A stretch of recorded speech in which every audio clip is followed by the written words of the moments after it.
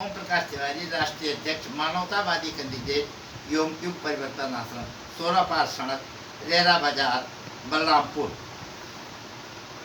आज अमर आत्मा की कथा भाग 4 का एपिसोड नंबर 434।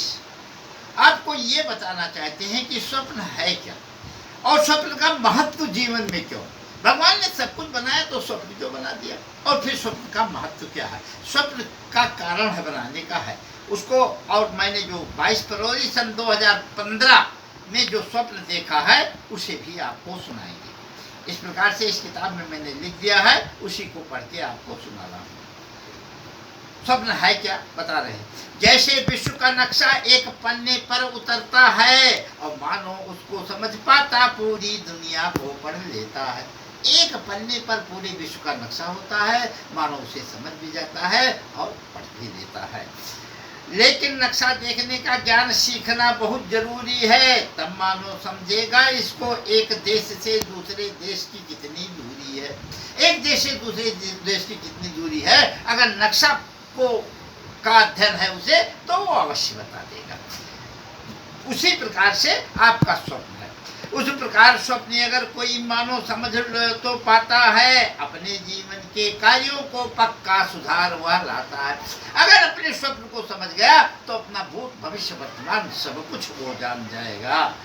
जीवन के हर कार्यों को मूल्यवान बना वो डालता है। प्रभु की पूजा कर कर के जीवन सुंदर कर देता है। भगवान की पूजा करके जब वो समझ जाएगा तो पूजा करके निश्चित है अपने जीवन को सुंदर बना देगा। गुरुदेव ने इतना समझाया कि क्योंकि स्वप्न को झूठा मानता था, स्वप्न लोक कल्पना लोक को बिल्कुल नहीं जानता था। उस समय मैं बच्चा था, स्वप्नों को और कल्पना लोक को नहीं जानता। स्वप्न सोच रहे थे वैसे आता जाता है, लेकिन गुरुदेव ने कहा वैसे नहीं आता है। ये बहुत महत्वपूर्ण चीज है और ये आपके जीवन का खाका खींचता चलता है और इसे अवश्य ध्यान दें।